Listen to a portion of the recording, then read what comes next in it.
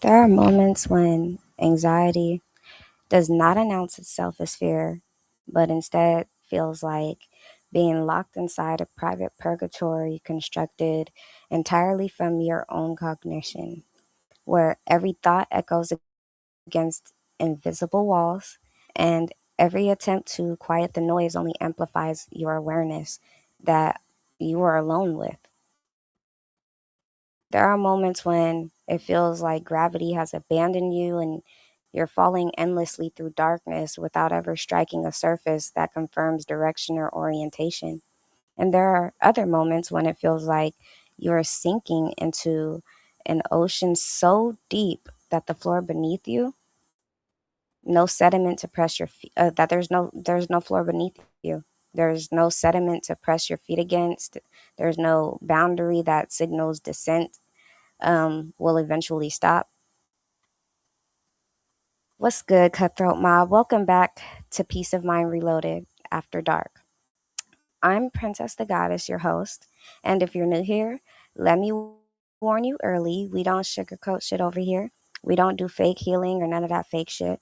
We don't play spiritual dress up for clicks. This is trench talk. This is war language. This is survival information. Now, in the last episode, Spirit on Fire, The Battle Within, where the soul meets steel, we went straight to hell and back. We talked about spiritual warfare without the fairy tales.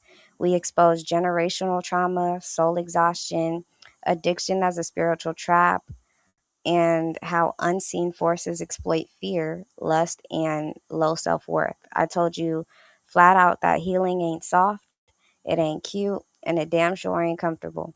Enlightenment burns before burns before it heals, and power is reclaimed through discipline, awareness, and brutal self honesty.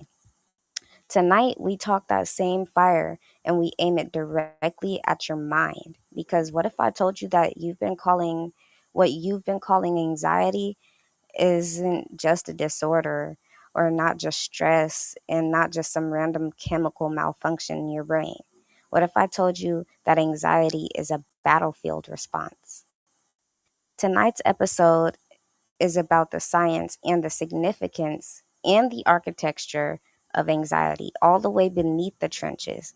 We're breaking down every major type of anxiety, the stages, the severity, and what is actually happening inside your nervous system when the body feels like it's under attack. By the end of this episode, you're going to understand why so many people feel like they're losing their damn mind and why the system benefits when you never figure out what's really happening. But before we go any further, I have a special guest here with me today. He's my rock, my better half, my twin, my everything all in one. So, everyone, please join me in giving him a warm welcome. Everyone, please welcome Philly Mac, aka Lord Third Eye. What? How you doing today? Another day, another dollar, dipping in my blue and pollen. All right, all right. So, for this episode, we're gonna be talking about anxiety, and I'm gonna be asking you questions, and we're just gonna, pretty much, share our perspectives with the world. I want you to share your perception or perspective, and give any advice that you really could give. Is that okay? Smoothie jumping juice. So let me get a head change. Hey, first of all, I want to get positive to everybody out there. Um, First off, I think of anxiety as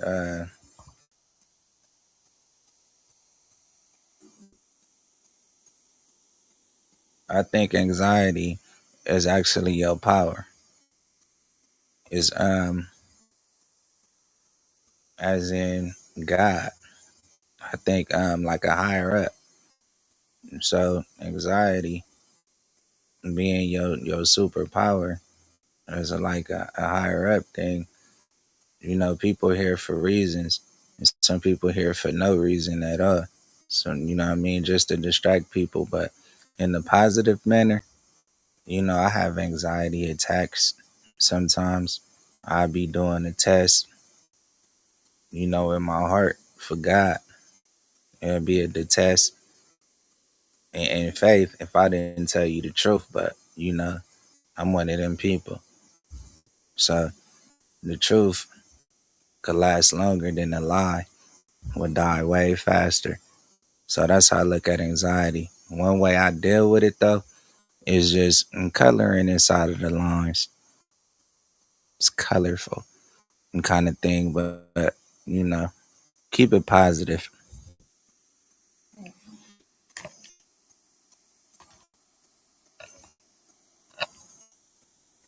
All right. Thank you. Thank you. I hope everybody heard what he said. That's some really positive feedback.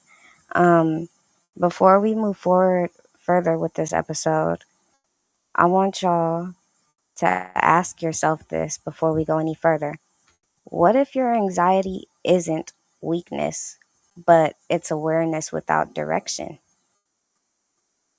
What if your panic isn't dysfunction, but a warning system being ignored? Really sit there and ask yourself that. Let it sit and resonate with you before you answer the question. And then when you figure out your answer, you're more than welcome to come back and share your answer. But for now, just let it sit. Now, let's get into it. Segment one, we're going to talk about anxiety, how it's not just fear, it's a systemic disruption, right? Anxiety is often reduced to a trembling caricature of nervousness, but that simplification ignores the fact that anxiety is a full body and full brain event that reorganizes cognition, emotion, interpretation simultaneously, and creating a state in which the nervous system behaves as though threat is imminent, whether or not concrete evidence supports that conclusion. When anxiety intensifies, it does not simply make you uncomfortable, it adjusts your threshold and it narrows your perception, heightens your pattern recognition, and primes your body for reaction, which means decisions made under its influence may feel urgent or necessary and justified, even when they later reveal themselves to have been disproportionate or destructive. This is how anxiety can push individuals towards fights they later regret, towards distancing from people who were not actual threats. It could be your loved ones or your friends or family, anybody, towards choices that can escalate conflict, toward suspicion that fractures trust, um, or towards drastic action simply to interrupt the unbearable internal pressure of uncertainty. So anxiety does not always present as shaking hands and shallow breathing. Sometimes it presents as irritability, impatience, or hyper alert and or hyper awareness, scanning of social environments, or the persistent feeling that something beneath the surface is offered, misaligned, or intentionally concealed.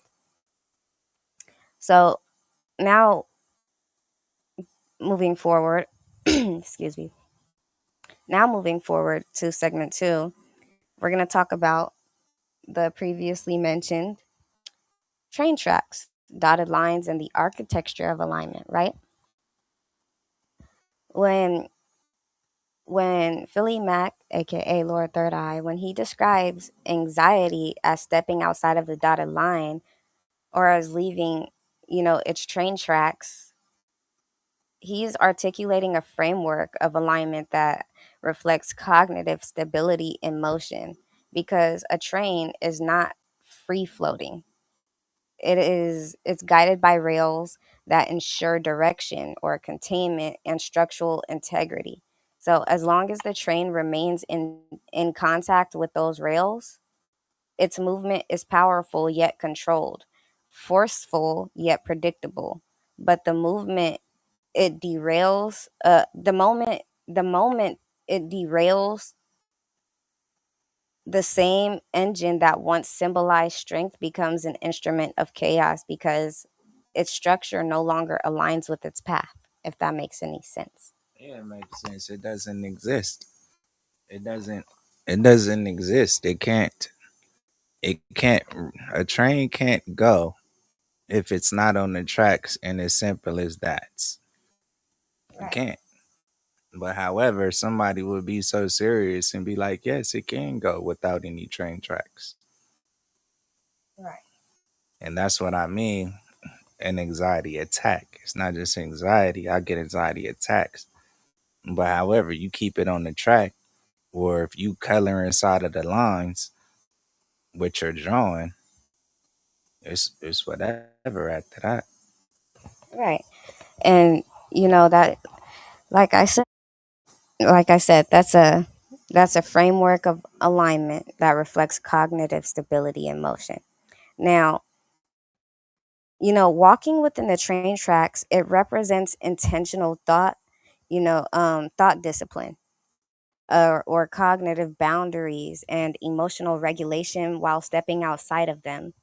It represents deviation from containment into instability. The derailment is not evidence that the train was poorly constructed. It is evidence that alignment has been lost. If that makes any sense. Does it make any sense? Does that make sense? Okay. Of course, it makes sense. That's the whole point of a track. A track is like a dotted line. If you don't follow the dotted line, if you was to draw, you it's no alignment. And so if you don't find your alignment, then you're just like the truth right now. All right.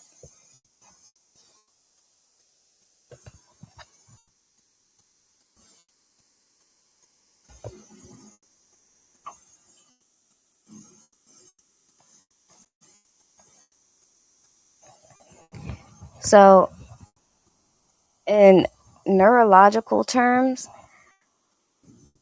this can mirror moments when the prefrontal cortex, that's in other words, the front the front of your brain, right? So that this can mirror moments when the prefrontal cortex, um, that's responsible for the rational evaluation and executive control, is overridden by um, the amygdala and limbic system, which prioritizes perceived threat over measured analysis. The train metaphor captures the violent shift that occurs, when regulation slips and the mind is thrown off of its intended course, which was the perfect analogy. It was deep. It was so deep. This is also where the concept of exercising the brain becomes critical because mental stability is not accidental. It is cultivated through repetition, structured thought patterns, and environmental inputs that reinforce regulation. Listening to what are some of the things? Okay. Yes. The word is you're looking for. Yes. What are coping things that doctors say? Because I just found out. So my doctor told me I have anxiety after all these years, and I just turned 36.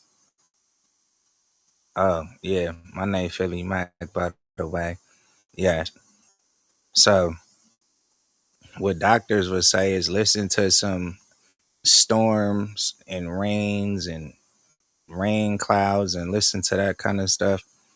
And that is just disappointing to hear a doctor say. After all this time, I just found out it's anxiety. But a coping mechanism, I just said, It's just like coloring in the lines, or following the tracing the dotted lines. It's like when you was in school and you had to trace, and that's how you draw a Mhm. P. That's how you draw, Mhm. right? And then you could just draw, trace the lines. That right there, coloring, drawing. That's another coping that I do. And everybody has some type of anxiety, is what I heard, but I never thought I did. So hey, Right. And completely that's completely understandable. Um See, listening to white noise or heavy thunder or rhythmic rain or even like chakra or ambient sounds, it's not escapism, it's deliberate sensory modulation. It's a way of giving the nervous system predictable stimulation that teaches it to tolerate intensity without spiraling, much like choosing to walk the tracks intentionally rather than drifting outside of them, if that makes any sense. Right? Like a it's a like a way of like to keep you mentally mentally sane, mentally sane, yeah. Or like it keeps you from your mental from spiraling out of control in in situations that your brain or your mind might you know um make you believe, or might trick you into thinking that might alert you into thinking that you're in somewhat type of situation. It doesn't necessarily have to be danger, but anxiety is an alert system within your mind, right? So it's like we'll get further into that um, later on in this episode. We're going to be moving on to segment 3. We're going to be talking about now. This is where, okay, this is where I come in, and how I'm going to be sharing with you guys my interpretation of anxiety, right? So for me, anxiety is not only misalignment, right? It's invasion, and invasion feels different because it implies that something foreign has entered a space that once felt secure and has begun to claim it as their residence or as residents, right? Okay. For instance, roaches. Roaches do not belong in a clean, stable home. Yet, once they appear, they alter the atmosphere entirely because even a single sighting carries the implication that there are more hidden in the walls or beneath the floors or inside crevices that are not immediately visible. The most destabilizing part is not killing one it's not killing one roach. It's knowing that the presence of one suggests the multiplication, nesting, and concealment, which transforms into vigilance. So intrusive thoughts operate similarly. They can enter uninvited. They reproduce through rumination. They hide in corners of memory and imagination, even when you neutralize one thought. The system that generated it remains active, which forces you into a state of anticipatory readiness. You begin preparing for the next appearance before it even manifests. This is how anxiety shifts from episodic discomfort to chronic hypervigilance, where the mind scans continuously for signs of recurrence and the peace becomes fragile because it feels so temporary. So, infestation anxiety doesn't mean the house is structurally unsound. It means the lived experience inside the house has been disrupted. The foundation remains intact, but the atmosphere is contaminated. And this doesn't just happen with insects, this happens with people, their spirits, their energies. That shit could be left behind or it could multiply as well. Um, that distinction matters because if you mistake infestation for structural collapse, you begin to question your identity rather than addressing the intrusion, if that makes any sense. You following? Yeah, because you have purity and you have people that's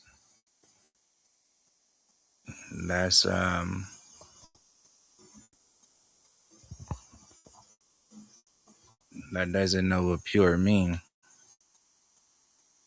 when we talking about this subject or infectious situations. Like some roaches don't know that they're infectious. They like it's billions of them. Millions of them don't even know that they're infected. They don't even care if they're infected. Now the other billion of them know, like, okay, I'm cool with being infected,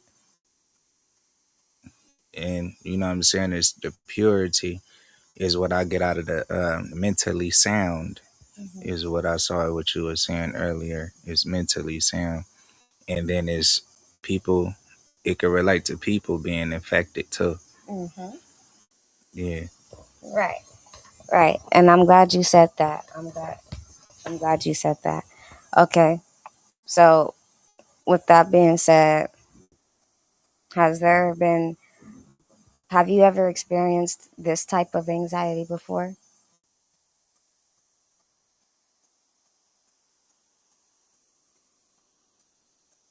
The You asking me Yeah. if I what did the anxiety you just said? Yeah, like the invasive or the No, no, never. No, never. because I know I'm one of the people that understands and can see who the fuck is infected, and usually they just in love with each other. Right, right. All right. So, the other types of anxiety, um, I also described anxiety as it's like a sensation of falling without ever reaching the ground. Um, the sensation of falling without, ever reaching the ground creates a specific psychological desperation because human beings are wired to seek resolution, and resolution requires a boundary, a floor, and a stopping point that signals the descent has ended. When anxiety removes that boundary, when it simulates endless free fall or bottomless depth, it activates urgency as a survival mechanism. This is also, one of the ways I've described anxiety. Um, you know, convincing the individual um, that drastic action may be the only way to manufacture an ending. This is where anxiety becomes capable of influencing life altering decisions because when the nervous system remains prolonged activation, the brain prioritizes immediate relief over long term consequence. A fight may feel justified because confrontation, promises resolution. Isolation may feel necessary because withdrawal promises safety, and aggression may feel protective because dominance promises control. In extreme cases, Self sabotage or reckless behavior may feel like the only way to interrupt the unbearable sensation of endless descent. Anxiety is dangerous, but not because it always lies, but because it amplifies selectively, and amplification distorts proportion. And when the proportion is lost, reaction replaces reflection. And that substitution can ripple outward into consequences that outlast the episode itself. So now that's where we move on from there to the sound mind versus being mentally sound. Identity and operation. This is segment 5. Now, as previously discussed before, y'all, there is a critical difference between having a sound mind and being mentally sound. And understanding that distinction is foundational to preventing some shame from attaching to anxiety. A sound mind, it refers to core cognitive integrity, moral awareness, and the ability to distinguish reality from distortion at a foundational level. Can you can you kind of elaborate that for me? Mentally sound, mentally sound, and being spiritually sure about what you're talking about, and mentally sound in order to say what you're talking about is like a sound mind comes after that and with that. But having a sound mind, that's when you have to be um,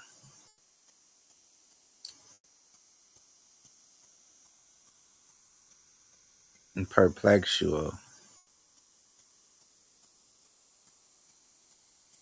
Meaning,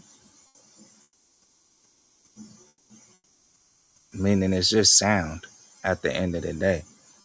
At the end of the day, it's just sound. So the differences between sound mind and mentally sound is that mentally sound is knowing it's just sound. A sound mind is you mentally strong. okay, that makes sense. That makes a lot of sense. Um, that makes a lot of sense.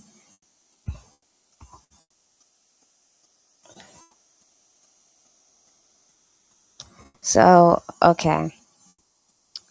Um, yeah. So as I said before, as we said before, we explained, the we distinguished the difference between a sound mind and being mentally sound. Now, since I've already described the sound mind, we're gonna go. I'm gonna go ahead and explain um, what being mentally sound refers to. Okay, being mentally sound refers to operational regulation. You know, to the capacity to function calmly, or proportionately and intentionally in real time. Um, a train can be perfectly engineered and still derail. A house can have a solid foundation and still experience infestation. Um, the existence of anxiety, it does not invalidate the integrity of the structure. It challenges the stability of operation. Excuse me. Excuse me.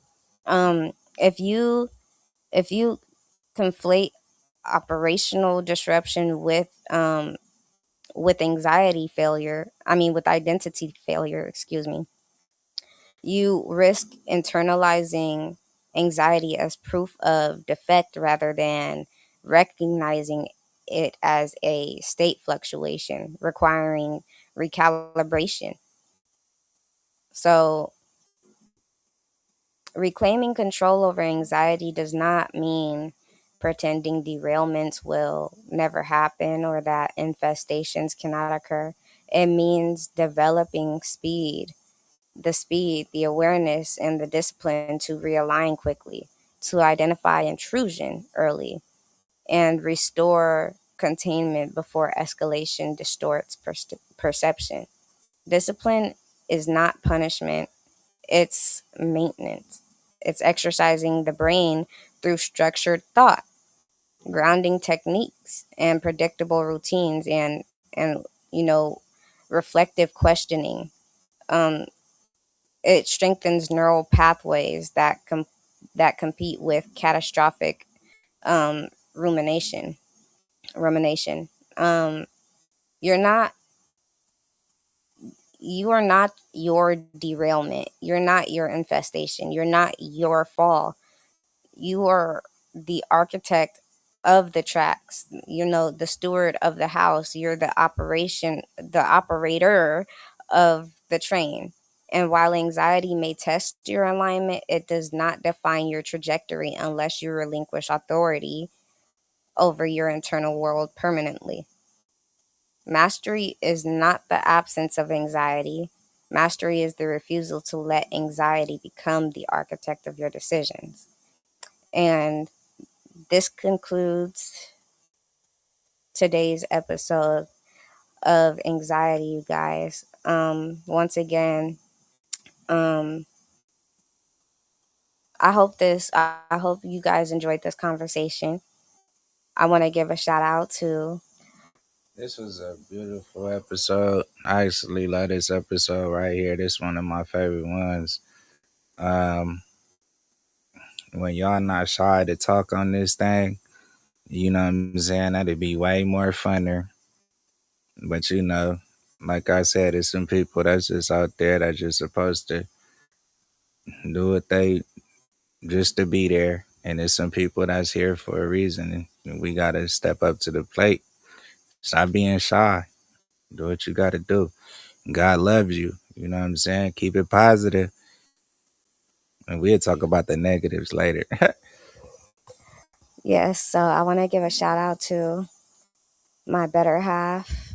I want to give a shout out to my better half, Lord Third Eye, aka Mr. Philly Mac. He helped me with this episode, and It's way more to be said. It's way more to be said. Um, mentally sound. I hope y'all got that part because you did good on that one. thank you, Hmm. thank you. Again, I want to give a shout out to my husband because he's my rock, he's my better half. I love you, babe. Hurry up and cut this one. I love you too. Okay. Oh, also, I want y'all to give a shout out to both of us because me and my baby, we share the same birthday, motherfuckers, and our birthday just passed. You feel me? On February 8th. So I'm just giving us both a shout out and happy birthday to us because our birthday ain't over yet. Um, so yeah, with that being said, y'all, I hope y'all enjoyed today's episode. It's not over yet. We will definitely touch up more on this subject and even more and additional subjects to come in the future. But for now, that's all. Once again, make sure Stay y'all dangerous, man. make sure That's y'all what you tell them. Stay safe. yes, and make sure y'all like, comment, subscribe to my channel. Share, spread the word. Share it with your family, your friends, or whoever you feel like needs to hear this message.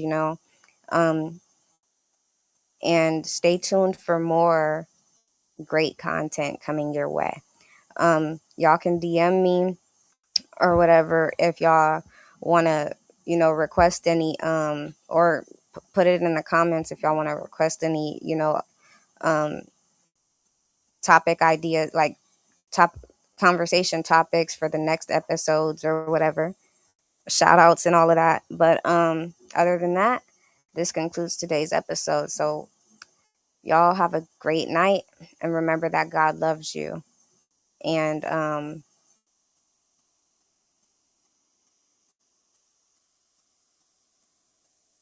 don't let anxiety become the architect of of your decisions. Okay. I'm your host, Princess the Goddess. This is Peace of Mind Reloaded, um, after dark. And we are out. Hold on.